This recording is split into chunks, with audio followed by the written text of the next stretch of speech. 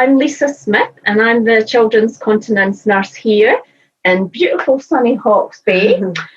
And this is one of my families, Dana, who came to my clinic probably about 3 months ago now. I think so. Dana, with her lovely little girl, Panya, who had major problems with Mr. Pooh, really. All right. And throughout this sort of chat that Panya and I are going to do, we are going to just talk as if we were talking to children and talk about Pooh as in Mr. Pooh. And this is something like I've been in paediatric nursing now for over 35 years. And every week we have children coming into the children's ward having serious problems with chronic constipation and requiring bowel clear-outs. But that's just the beginning. That is just the start of a very long process to actually managing constipation in children, particularly those children that have had it for a number of years. All right, so I have got a short presentation, and then after that, I'll have a chat with Dana just about how it has actually affected her daughter and also the family as well. All right. So as I say, I've got a lovely sign outside the corner of my house advertising my service. So I don't just deal with bowels, I also deal with bladder problems as well. And often if children have problems with their bowels, it can have an impact on the bladder, mainly because the bladder sits right in front of the bowel. And really, I kind of, this is one thing, it's just not cool. It's not good for the child. As I say, this is a little girl who came to my clinic, who was 3 years of age. And while she was actually in my clinic, she just suddenly stopped playing, went bright red in the face and started panting. And, it was literally months. It's like she has gone into labour, holding on and around about the whole process of having a bowel motion. So we're going to just briefly go through in this talk what is a healthy bowel and the stages that it's likely to happen. A little bit about stool withholding and soiling, but Dana will certainly cover that in quite a bit of detail.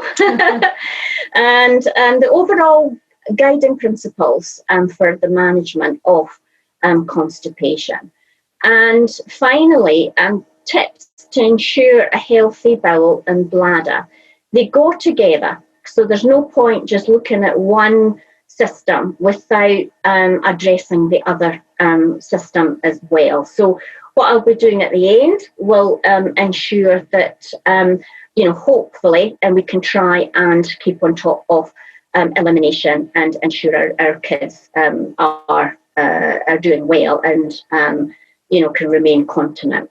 So this is a healthy, or this is the digestive system. So it starts in the mouth and it goes down through a whole system of tubes. For kiddies, I call it the food to poo chute. So basically the digestive system takes all the goodness out of the food that we eat, and what is left over is, stool or poo. And for kids, I talk to the kids that this is the rubbish from your body. And this is, you've got to get rid of it every single day or just about every day in order to be nice and healthy. Okay, so what is a normal poo? So this is sort of I feel that this should be available or should be in every public toilet, because how many of us actually do look at what we poop in the toilet? Okay, so yeah, when you go the next time, have a look and just see, because it will tell you whether you're having a healthy poo or not, or whether you're a bit dehydrated. So, type 1 to 3 is definitely erring towards constipation. And what is constipation? We say this to kids, this word, this huge big word, and basically it is poo that is painful to pass. People often assume that if they only do a poo once a week or whenever, that they're constipated. But actually, they can do a poop every day and it can be constipated because it is painful. So it's not necessarily the frequency or lack of frequency of pooping. It's how we are pooping. And in general, if we do, there's a test that I ask parents to do called sweet corn transit test. And if everything's working great and we're drinking well and we're taking enough fibre and we're active, then generally the sweet corn husk that's not digestible, it should all come out within 48 hours if we've got a healthy bowel and we've got nice healthy bowel transit time. And generally, our poops should look like, like you've got the stars there, the happy poos, as I call them. Type 1 and 3 are generally sad poos, but type 4 and 5 are happy poos. And that's the nice and smooth, mushy blobs. They're easy to pass. We still get, that constipation can be a bit of a mystery sometimes because, as I say, kids can poop every day.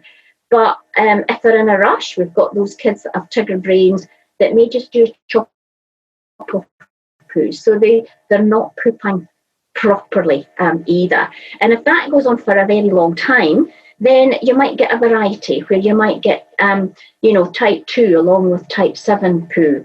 And often that type 7, and parents think it's diarrhea, they may already have started laxatives and then they stop thinking that they're overdoing the laxatives, when in actual fact, things are just starting to get going.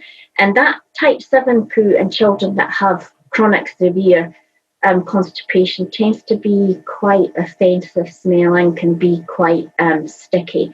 So, it really is, we've really got to know what we are pooping. And often what we eat will determine what our poo looks like as well. Where did I put my thing? There it is. So that's just a little overview of the Bristol stool chart. And it's important that the child and the parents really become familiar with this chart. So the stages that in childhood where constipation is likely to occur. And often when I talk to the families, they will say, oh yeah, they were okay, for like the first 6 months, but then things seem to start to go a bit haywire when we started solids. And again, that is change, and that is, just putting pressure on the gut a little bit, and the gut has to change with that. And some kids, just may have problems round about this time. I would say probably the most common time that children are likely to be constipated is around about the toilet training phase, because this is a huge deal when they've got to let go of their nappy, and it's a completely new sensation of allowing Mr. Poo to drop from a great height into the toilet, and it's just quite strange and can be just something that they find quite stressful, and then that can result in constipation. Another big time when kids are put under stress is when they're starting school. And often, and I don't know about you, but I certainly struggle to go to the toilets at school. I don't know about you, Dana, but it's just different to what we're used to. Yeah, they're not very pleasant. And I know when I went to school, we had that grease-proof toilet paper that didn't it was horrible. We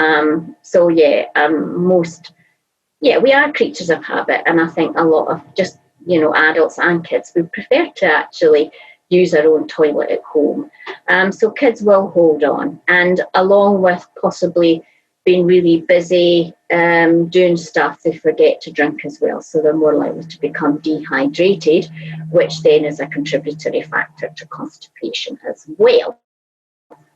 And I don't see this too often, because my age range tends to be, from 2 to 14 years. But definitely I've had a few older, predominantly girls actually, where the hormonal changes of puberty can contribute to constipation. So when does it become chronic constipation? Now, the NICE clinical guidelines, which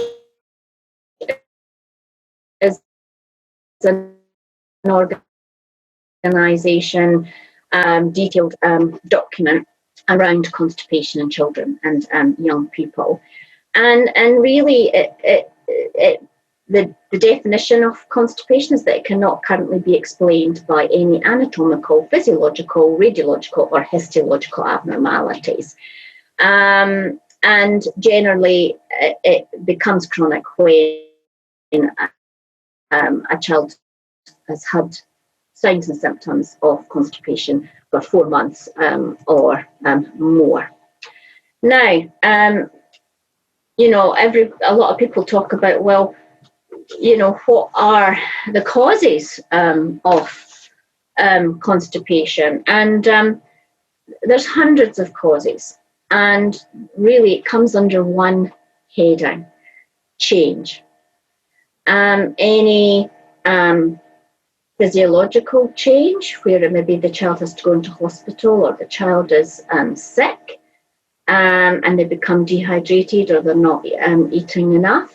Any emotional change, any sort of stressor, can actually have a physiological impact on the gut. The brain and the bowel are very closely linked. And so if in some way there's something going wrong, or the child is stressed or anxious about something, then it will have a direct impact on how the gut functions as well.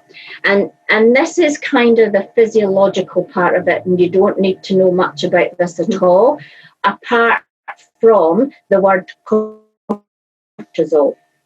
And cortisol is a stress hormone.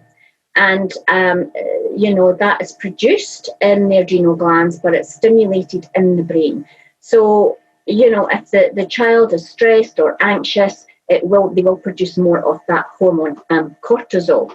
And what does that do in the gut? It actually will slow the gut down, and it will contribute to constipation. So the full impact, okay, and the child has constipation, and they pass this painful poo. And most kids, if they have had something painful, they will automatically try and avoid that happening again. And so they'll know that Mr. Poo is coming, and that because Mr. Poo wasn't his friend before, he will, the child will hold on and he's not, and they have got control of that external anal sphincter from round about the age of 2. And that will go on, and it'll contribute, and what you'll get is you will get larger poos, harder poos, more painful poos. I've seen some kids have not actually pooed properly, and for maybe up to 2 weeks, and they are not happy. And if it goes on long enough, this cycle of painful poo and holding on, the bowel, you get like a poo traffic jam, where the poo is just, it will stretch the bowel, and it could probably stretch to 3 times its size. and subsequently there's loss of tone, loss of sensation, and then what happens is you will get the overflow soiling. And many kids, parents will say, oh yeah, I'm amazed how the huge poos that they can pass. And if that happens long enough, the external anal sphincter doesn't shut properly either. And that's where you will get the fecal leakage. And, children, know that this shouldn't be happening, and they're often very upset and very embarrassed.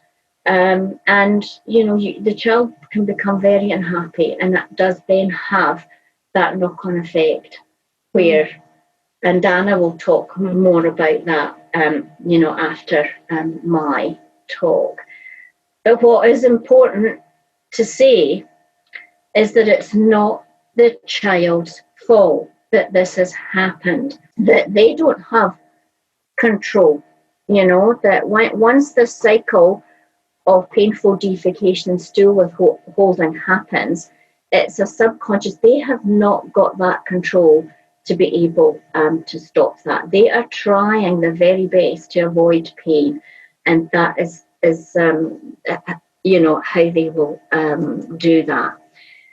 So I mentioned about the bowel stretching, and I just call it the floppy bowel of chronic constipation. And generally, if that cycle of painful poo and holding on goes on for many months, you're going to get that floppy bowel. And it's not a quick fix, okay? When kids come to my clinic, they go on a program, and it can take up to a year, sometimes longer, to actually regain normal tone and sensation of the large bowel. And in the middle there, it does involve, daily pooping. Okay, that they're getting into a good toilet routine of emptying their bowels every single day. And we've got to keep the poos quite sloppy for a number of months so that they don't go back to that habit of holding on. So they do require laxatives. And for some children, they do need to be on laxatives up to a year as well. So I'm not going to go into that in too much detail, but I've had a number of kids come into my clinic, and as I say, the one at the beginning, it was like my toddler was in labour, and it was quite upsetting, quite distressing to see. And then I had another child who came in, and he was walking on his tippy toes. And his mum says that's how he holds it in, and it's like he's walking around with a carrot stuck up his bum, which is not not very comfortable, And the soiling, I have a lot of parents who understandably are frustrated and upset, and they become intolerant because they're the ones that are having to deal with the poopy pants. And often they have to end up just chucking them away because they're just so messy. And you will get, I'm again saying, that they're just being lazy, and that they hide their pants and the bedroom's smelly and everything. And they're not actually being lazy. It's something called habituation, where if a habit has gone on for long enough, or the soiling has gone on for long enough, their nose becomes habituated to it. They don't actually smell it on themselves. But then when other people point it out to them, they'll become quite defiant and say, no, I'm fine, I'm okay, because actually they're not okay. Deep down, they're very sad and they're very embarrassed, and that they don't want this to happen. That's why they will go and hide their underwear or throw it outside. And, I've heard some parents say that the tree outside is covered in dirty underwear, and it is just not their fault. So management, and this is my sort of my 4E's approach, which is my really the basis of the prompt program that I have. And the first one is evacuation. And in most cases, we do have to do an intensive bowel clear out with high dose laxative medication. It is not easy. And every week, we do have children having to be admitted to the ward. I try as much as possible to give that intensive support, in the first few weeks, because it isn't easy. But certainly you want to completely empty the bowel, and then you want to eliminate constipation from happening again. So you empty it and you want to keep it empty. And the only way to do that is through a maintenance dose of laxative medication every single day without fail, for many, many months. And along with that is establish a daily toilet routine. And that is easier said than done, because a lot of kids, once they've got a happy poo, they don't want to be reminded of it all the time, and they will start to dig their heels in and say, I'm fine, I haven't got sad poo anymore, I don't need the happy poo medicine, I don't need to be going to the toilet. But actually the reason why they've got happy poo is because we have established that really good routine of medication and toileting. So the education is not just about giving the information to the parents and they get on with it, because actually it's the child's body. And we have to give that information in a way that the child will understand. So as Dana knows, in my clinic, I've got lots of toys. I've got lots of ways through play to help the child learn about the body, to help the child learn about Mr. Pooh, and to help them be the boss of Mr. Pooh.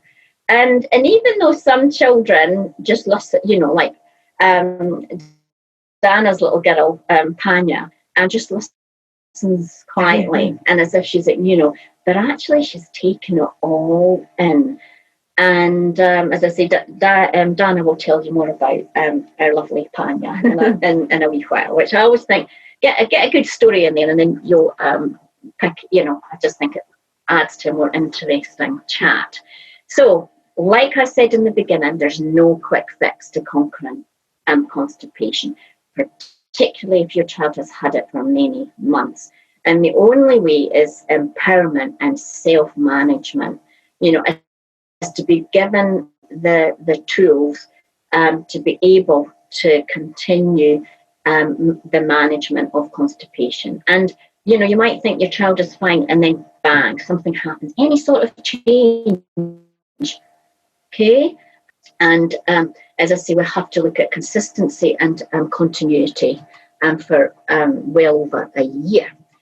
Okay, so tips for a healthy bowel and bladder, and this won't be new to Dana, and certainly with my boy, I had to be his poo and wee monitor for up until he was about 8 years of age. And so know what your child's poo, what are they pooping out? What's the wee like? How often are they weeing? And really get that good toilet routine established from an early age, and keep to it as they get older. Keep being that sort of like just, a monitor, a prompter for them. And I remember when I was wee, we before we went out anywhere, toilet. Before we sat up for dinner, toilet. Before we went to bed, toilet. We weren't allowed to, and then it just became routine. But often we needed that adult prompt time for a lot longer than, and most people think, once the toilet trained, that's it, my job's done. But actually, no, it's actually just started. And know that any sort of change can result in regression in your child's elimination habits, especially if they're not eating or drinking. And I'll give you an example. I had one wee boy who came to the clinic, and he'd been fine with his bowels for since he was born, and he was probably about 4 or 5, and the parents just couldn't fathom out why he had suddenly become constipated and he wouldn't poop in the toilet. And he had traits of autism as well, and I just kind of said, look, has anything changed? Anything? And she said, well, we have redecorated the bathroom. And I said, well, have a look at it, and see what, and what had actually turned out, they put a floral arrangement in their bathroom when they redecorated it. And this boy thought that bees were going to come out of the flower and sting his bum, It was just like, but he wasn't able, that it was only when they pointed it out to him and he, and then they took it away and his constipation was sorted. He started pooping in the toilet fine again. So any sort of little change for some children, can have that emotional impact on their bowel. And as I say, like I said, be their poor immune model. Continue to be their external brain for as long as they need you to be. And especially those kids, that's what I call, have got tiger brains or meerkat brains. Okay, just very briefly, but it's essential, as tips for a healthy bowel and bladder. And I use the toilet gym to get the bowels and bladder, or to keep them in trim, or if they've had constipation, to get them back in trim. And that they are muscles. The bowel is a big muscle, the bladder is a big muscle, and they need to work effectively. They need to be able to stretch and relax fully in order to work at their best. And for the, definitely for the bowels, but even for the wheeze, is that for children, they need to have a footstool and they need to have their feet firmly on a flat surface so that they can relax in order to poop. If their feet are dangling, then their buttock muscles will not relax and they're not going to have good pooping. And I do urge everybody, and you'll think it's a joke, but it's not a joke, is to go to the Pooping Unicorn on YouTube, and it will talk about the Scotty Potty. And yes, you can actually buy this product, but there are cheaper options out there. You just need a wooden box, or you can get the plastic boxes from Mitre 10 for like $6 or $7, and they're all nice colours. So you don't need to go to huge expense, but you do need to make sure your child is in the proper squatting and position. And this is the reason why it's the poo shoot angle, as I call it, should be straight, so it gives a much quicker and easier passage for the poo to get out of the rectum. Okay, so if you're sitting, you've got to push harder to get the poo out. But if you're actually squatting, it's a much easier passage for the poo. So the other thing that I certainly try and push in schools, we go on all about brain breaks, but actually I think they need to be focusing more on water breaks as well, because 80% of the body is made up of water, and often our kids are not drinking anywhere near enough during their day at school. And in the Hawke's Bay, when the summer hits, they should be drinking more, or they're not going to be working effectively during their school day. And it should be allow the bladder to fill fully and empty fully. And then you know how much they're actually taking. So I don't like these bottles of water and kids just sipping all day on a bottle, as they should actually be having it as cupfuls. And this is rough. This is my rough guesstimate, that it's 50 mils per kilo per day. But I was 6-year-old needs 6 cups, 8-year-old 8 cup, blah, blah, blah. And most of us, the time we, get to our age, we should be drinking a total of 2 litres a day. And that doesn't include coffee or tea or alcohol or anything like that, And it should be taken throughout the day. And what I have found, when I've been dealing with kids with bedwetting and daytime wetting, is that they overfill when they get home from school. And no wonder they have bedwetting at night. So 3/4 of their daily water intake should be taken by tea time. And we're not drinking enough water. The body's clever and it will take water from non-essential organs like the bowel. And so if a child is not drinking adequately, then the body will remove water from the bowel. And what will happen is that they will then have hard, painful poos being passed. Okay, some of our kids just are not good water drinkers.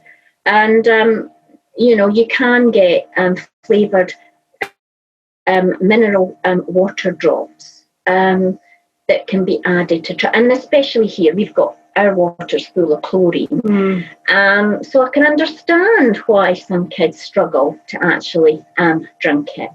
But it is essential for kids to have healthy bowel and bladder. The toilet, Jim, most kids don't take enough time on the toilet. When they've got a nappy, it doesn't matter because it's going to happen. They're pretty, but hey, I've got to go to the toilet. I'd rather be playing. Why do I have to, so it's as quick as they can get on the toilet, do a quick pee, do a quick poo, and they're not completely empty in their bowel, they're not completely empty in their bladder. So again, we have got to kind of monitor that and try and get them to take more time sitting on the toilet. Doing tummy massage has been shown. As I say, I'm an infant massage instructor, and that certainly helps activate the bowel. And I do a lot. I demonstrate toilet gym, which is always a lot of fun in my clinic, where we do a lot of relaxation, and we do a lot of blowing. We do rocking and popping, where we're rocking back and forward and pretending to row the boat down the shore. That song. We do huffing and puffing, like the big bad wolf blowing down the 3 little piggies' houses. That's a really good story to use. And the reason why we do this, the breathing and the huffing and puffing, is that the muscles that we use for blowing are the same muscles that we use for pooping. So, when we've got a floppy bowel, this is really just helping to strengthen up their bowel muscles as well. And hey, how are we going to get a child to sit long enough in a toilet to do that? How are we going to get them to do these exercises? We've got to make it fun. Okay, play is the world for the child. Play is how we learn about new things. And so again, I always suggest have a toilet gym activity box, and each week or so add something new to it. So it's kind of making the toilet a place where the child is reasonably happy to sit there for a few minutes longer, really. Now, if this is something that you feel is a problem in your child, your first port of call should always be your GP. And you've also got well child providers in the community who may have some knowledge around the management of constipation. But certainly if it is, long-term chronic severe constipation, you may need more help than your GP or your public health nurse. And that's where a bowel management clinic or my service or going to the paediatrician at the hospital. But certainly it is always good to document and keep a diary so that you can take that with you or when you're discussing it with your GP or well child provider. And this is kind of near the end now, and this is sort of the programs that I provide. And it's something that I'm very passionate about, and hope that I can make a difference to a lot more children in the community. So that is my talk finished. There's some useful references there, and we will go into our full screen, and we'll have a I'll kind of let Dana take it away.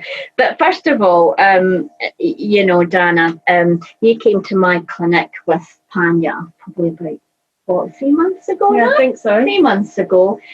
And I met a very sad, clingy, withdrawn little girl, really. So, yeah, when did the problems kind of first start? Well, I think Tanya? you not only met a sad, clingy little girl, but you also met a very anxious, stressed, just unsure mother who was worried for her child but had no resources to help. The problem started, I remember vividly, when she started toilet training, so getting into nappies, and she was 3, and she always wanted to put a nappy back on to do her poo.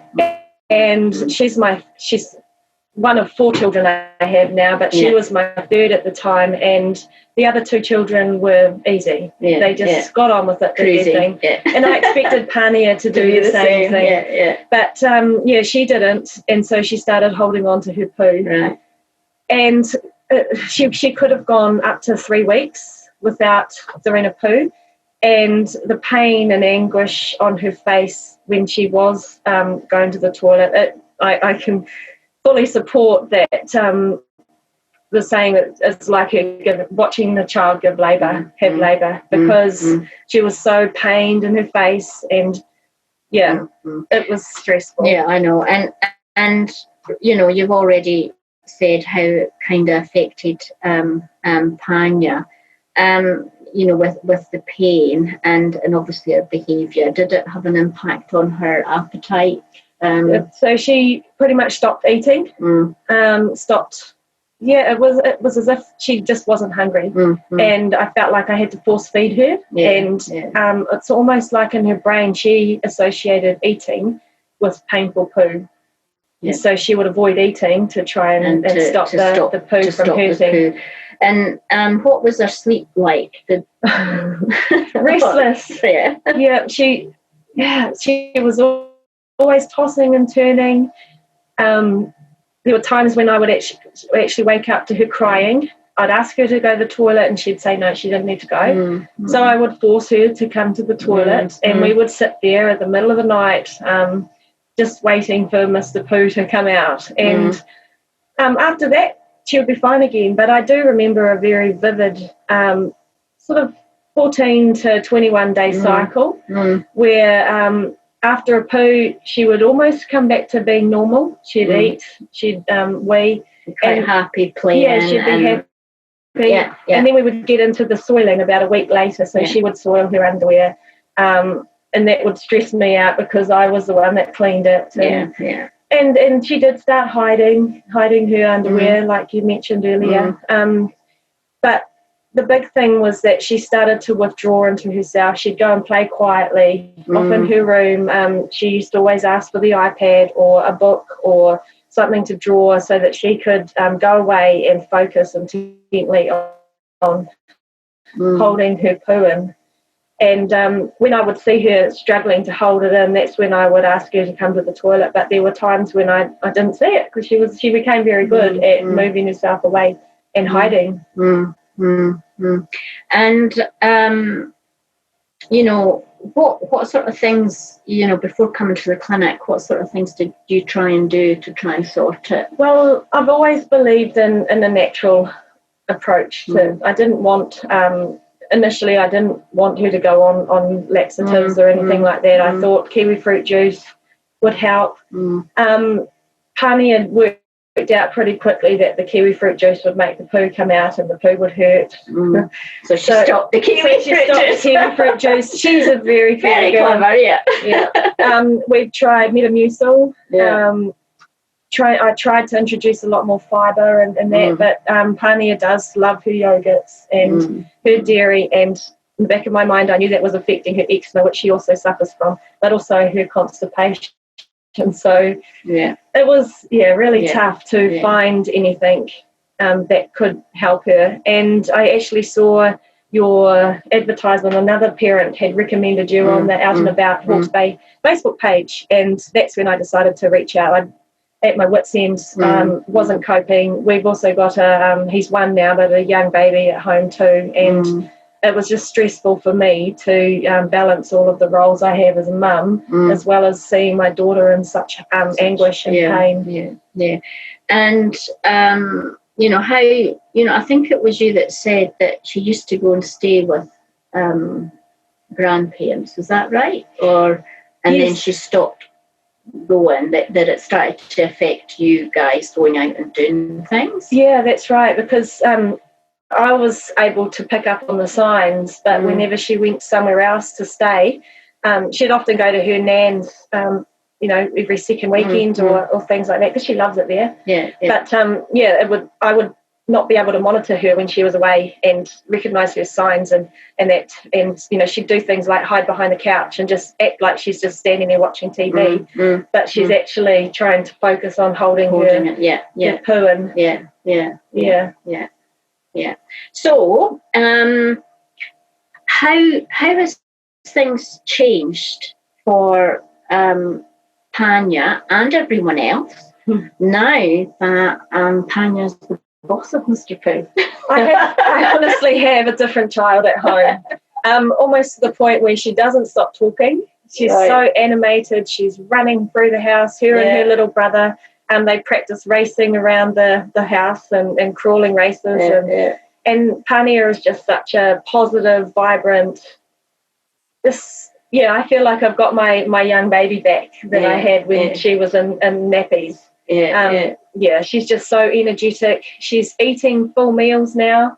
And another thing too is one of the problems we were having was that she would wet herself because she couldn't feel that she needed to go wheeze. And so we had so many accidents, and now she's like I said, she's in control of herself. She's in control, and she's no longer having sneaky poo. No. And like I said, the bowels and the bladder are closely connected. So they can lose control of their wheeze as well. And sometimes when I've been out and she's at home with her father or sibling, she will come running to the door when I get home and tell me that she did a poo when I wasn't here. So it's quite neat that she's able to bring Mr. Pooh into our everyday conversation and not hiding him away. and that's really it in a nutshell, is that yes, Mr. Pooh is